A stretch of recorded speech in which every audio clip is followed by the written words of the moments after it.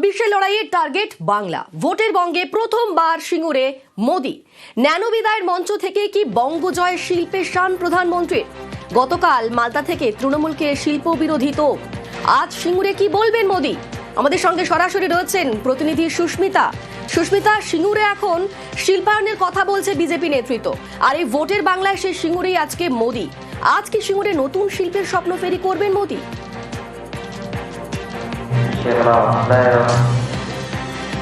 দেখো, সেই বার্তা শোনার অপেক্ষায় এই মুহূর্তে গোটা সিঙ্গুরবাসী, যেমন ঠিক তেমনই গোটা রাজনৈতিক মহল। তার কারণ সিঙ্গুরে টাটা ফিরবে, এই আশ্বাস বাণী সুকান্ত মজুমদার থেকে শুভেন্দু অধিকারী সকলের গলাতেই শোনা গিয়েছে বিগত কয়েকদিন ধরে।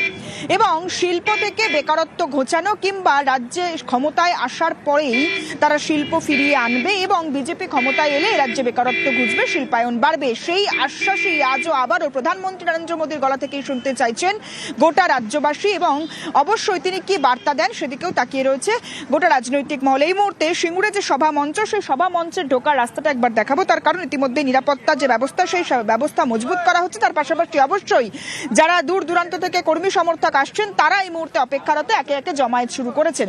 তবে গোটা নিরাপত্তা বিষয়টি খতিয়ে দেখছে এই মুহূর্তে জেলা পুলিশ। তার সঙ্গে অবশ্যই কেন্দ্রীয় যারা নিরাপত্তা রক্ষীদের ব্যবস্থায় রয়েছে, নিরাপত্তার দায়িত্বে রয়েছেন, তারা এই মুহূর্তে আসছেন। কিন্তু সিঙ্গুর অত্যন্ত গুরুত্বপূর্ণ। তার কারণ আমরা জানি বাংলায় রাজনৈতিক পট পরিবর্তনের ক্ষেত্রে এই সিঙ্গুর রাজনৈতিক ইতিহাসে অত্যন্ত গুরুত্বপূর্ণ এবং তাৎপর্য ভূমিকা পালন করেছিল 2011 সালে।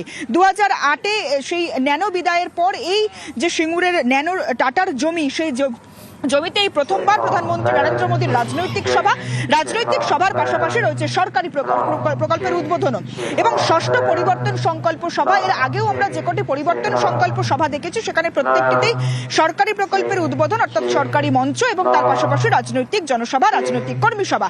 ঠিক একই রকম ভাবে এই সিঙ্গুরের মঞ্চেও প্রধানমন্ত্রী নরেন্দ্র মোদী তিনি বেলা 3:30 নাগাদ আসবেন রাজনৈতিক সভা মঞ্চে। তার আগে অবশ্যই বেলা 3টে নাগাদ সরকারি প্রকল্পের উদ্বোধন রয়েছে 3টি অমৃত ভারত যে ট্রেন, সেই ট্রেনের তার সঙ্গে অবশ্যই জয়রামবাটি থেকে নবদ্বীপ অর্থাৎ মায়াপুর তার সংযোগকারী লোকাল ট্রেনের উদ্বোধন করবেন প্রধানমন্ত্রী নরেন্দ্র মোদী। কিন্তু এই সিঙ্গুরের মাটি থেকে প্রধানমন্ত্রীর কণ্ঠে মূলত শিল্পের বার্তাই আশা করছেন, শিল্পের বার্তাই শুনতে চাইছেন গোটা রাজ্যবাসী।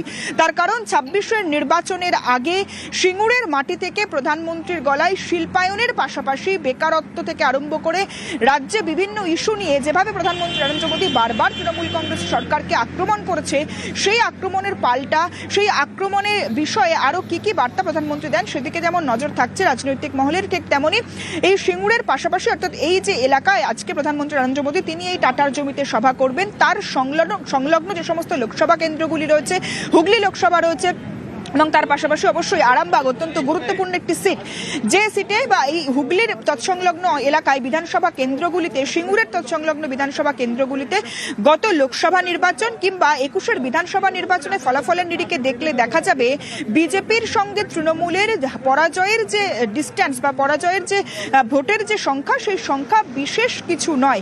বিজেপি যে কেন্দ্রগুলিতে বারবার জোর দিচ্ছে যে সেখানে গত বিধানসভা নির্বাচনে ফলাফলের যে পার্থক্য, সেই বা ভোটের অঙ্কের পার্থক্য যেখানে কম, সেই কেন্দ্রগুলিকে জয়ের ঝুলিতে ভরার জন্য বিজেপি বারংবার জোর দিচ্ছে। কেন্দ্রীয় নেতৃত্ব বারংবার বার্তা দিচ্ছে রাজ্যকে। রাজ্য নেতৃত্বের সেই বার্তার উপর ভর করে আজ প্রধানমন্ত্রী সিঙ্গুরের টাটার এই জমি থেকে তার যে পরিবর্তন সংকল্প সভা, সেখান থেকে কি বার্তা দেন সেদিকেই তাকিয়ে রয়েছে এই মুহূর্তে গোটা রাজ্যবাসী। অনিন্দিতা, আমাদের নজর থাক। ধন্যবাদ সুস্মিতা। মোদীকে শিবেন্দু শেখর রায়ের ছবি উপহার রাজ্য বিজেপির। হিন্দু মহাসভার মালদা জেলা সম্পাদক ছিলেন শিবেন্দু শেখর রায়। স্বাধীনতার আগে আইনজীবী হিসাবে মালদায় খ্যাতি অর্জন। টিএমসি সাংসদ সুখেন্দু শেখর রায়ের বাবা শিবেন্দু শেখর রায়। मैं सर्वप्रथम बंगाल के महान सपूत शिवेंदु शेखर रॉय को श्रद्धापूर्वक नमन करता हूं, जिनके प्रयासों से मालदा की पहचान बची रही।